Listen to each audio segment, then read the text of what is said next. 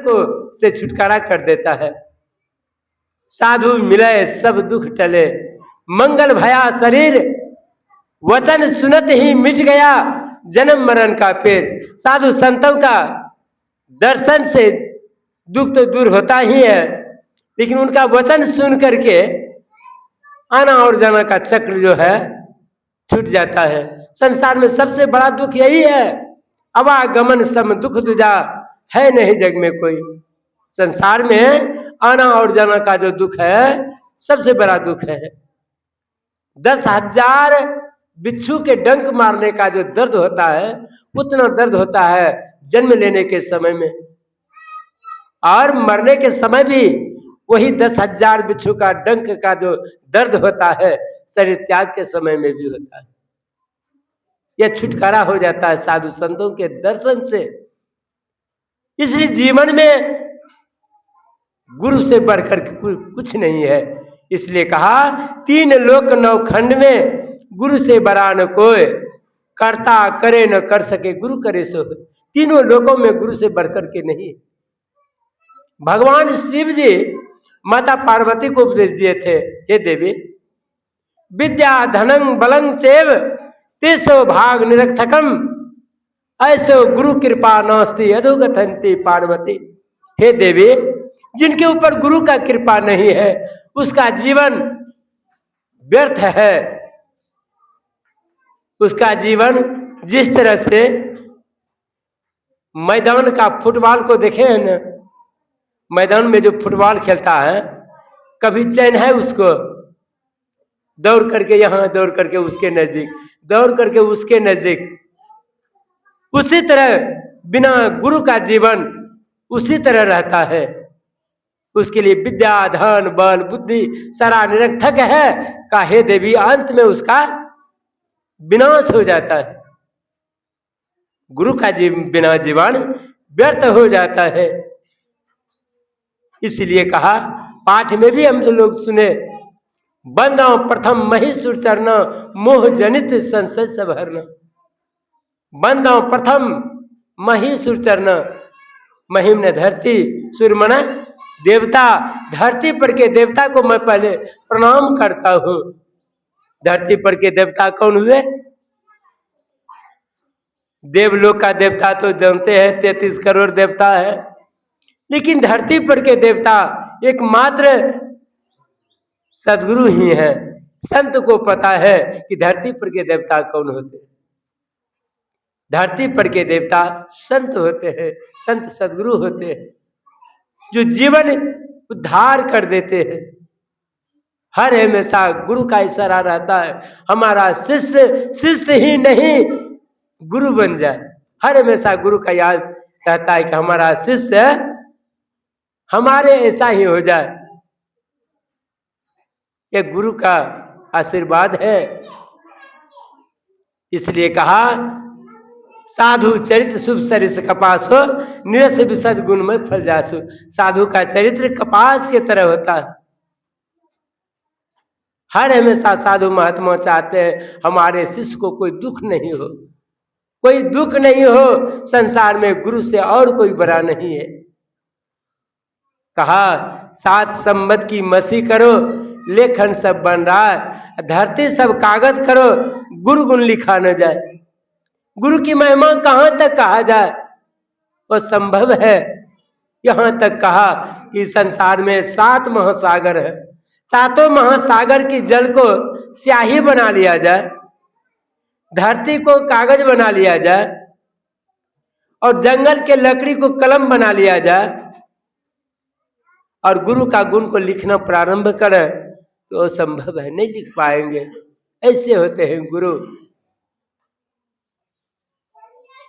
भगवान कृष्ण अर्जुन को कहा, हे अर्जुन सर्वेषामेव लोकानां यथा सूर्य प्रकाशक गुरु प्रकाश दुश्चीषाणां बुद्धिदानतः।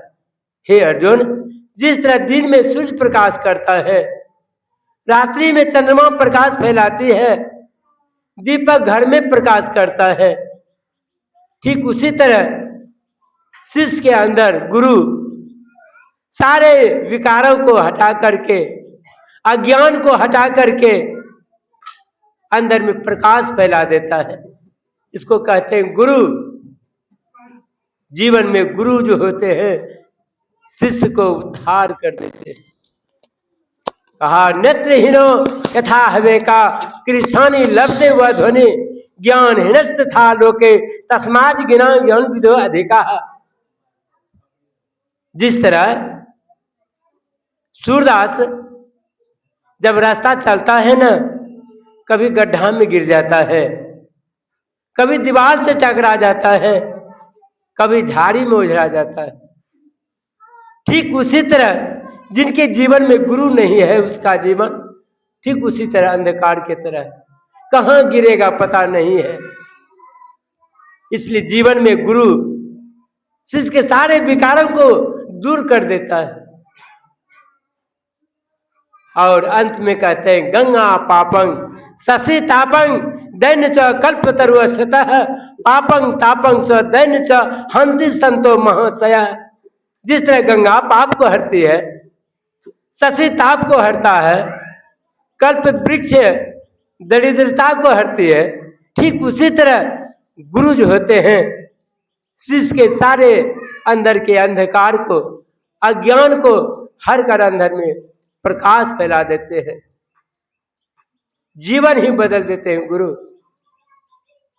यदि जीवन को बनाने के लिए चाहते हैं तो गुरु के शरण में जाना होगा। जब तक गुरु के शरण में नहीं जाएंगे जीवन नहीं बन सकता। एक गुरु ही आधार है। इसलिए जीवन को बनाने के लिए यह सत्संग है। सत्संग को जब तक हम अपनाएंगे नहीं तो ज्ञान नहीं होगा। ज्ञान कहे या ज्ञान बिनु तम बिनु कहे प्रकाश, निर्गुण कहे सगुण बिनु सो गुरु तुलसीदास। गोस्वामी तुलसीदास कहते हैं जो ज्ञान से अज्ञान की बात करे ऐसे को गुरु कहते हैं। गुरु शब्द इतना छोटा शब्द है लेकिन नाम लेते हैं सारे कार्य को कलेशों को दूर कर देते हैं गुरु। शिवाजी महाराज छत्रपति राजा थे, उनके अंदर में विकार उत्पन्न हो गया था कि मैंने एक महल बना रहा हूं, एक किला। हजारों मजदूर खटते थे उस किला बनाने में। अहंकार उत्पन्न हो गया था शिवा को। कहा हम नहीं रहते तो हजारों मजदूर आज भूखा मर जाता। यह अहंकार को देख करके उनके गुरु समर्थ रामदास जी महाराज को रहा नहीं गया। समर्थ रामदास जी महाराज आते हैं, कहते हैं शिवा अरे तुम्हारे दरवाजा पर पत्थर पड़ा हुआ है, अरे बीच से हटा दो, बड़ा पत्थर था, इसको फोड़ो, पहले फोड़ करके टुकड़ा बनाओ और टुकड़ा बनाकर इसको हटाओ। तुरंत मजदूर लग गया। गुरु का आदेश हुआ, मजदूर लग गया। जैसे पत्थर को फोड़ता है ना तो पत्थर के अंदर से एक मेढक निकलता है। उसमें घर बनाया हुआ था मेढक का, उसमें पानी था, उसमें मेढक बैठा हुआ था। जैसे मेढक निकला अंदर से, समर्थ रामदास जी महाराज ने कहा शिवा इस मेढक को कौन खिलाता है?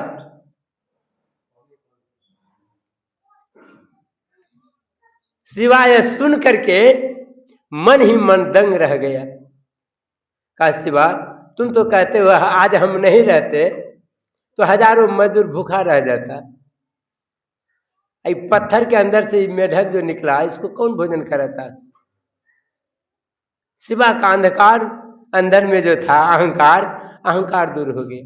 देखिए गुरु जो होते हैं ना, शिष्य के अंदर कोई तरह का विकार रहने ही नहीं देता है। यदि कहीं विकार आ गया शिष्य के अंदर, गुरु चाहते हैं इसके अंदर का विकार हट जाए, दूर हो जाए। एक बार समर्थ रामदास जी महाराज ने शिवा से कहा शिवा मुझे भूख लगी है, भोजन करा। कहा शिवा ने एक कागज में लिख करके दिया कि गुरुदेव सारा यह संपत्ति आपका है, आपका हुक्म हो जो भोजन कीजिए। कागज में लिख करके शिवा ने गुरुदेव को दिया। गुरुदेव ने कहा शिवा ये कागज से पेट भर जाएगा? कहा नहीं गुरुदेव आपका ही सब कुछ है। कहा सब कुछ मेरा है? कहा हाँ गुरुदेव सब कुछ आप ही का। कहा तब क्या देखते हो? कमंडल उठाओ चलो। छत्रपति राजा थे, कमंडल उठा लिया। कहा चलिए गुरुदेव ये राज आपका हुआ। कहा मेरा राज जब हुआ ना, मेरा लंगोटी को जाकर के छत पर ऊपर में जाकर महल पर जाकर ठोंक दो, ताकि संसार जाने कि राज यह सम्राट रामदास जी महाराज का है। जाकर के लंगोटी को टांग दिया और गुरु के साथ चल दिए।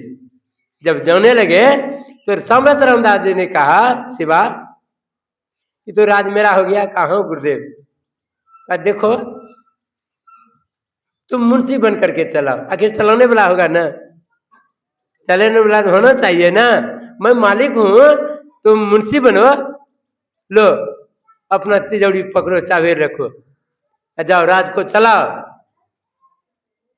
देखिए शिष्य को ऐसा चाहिए गुरु को सब कुछ दे, गुरु को ऐसा चाहिए शिष्य से कछु न ले।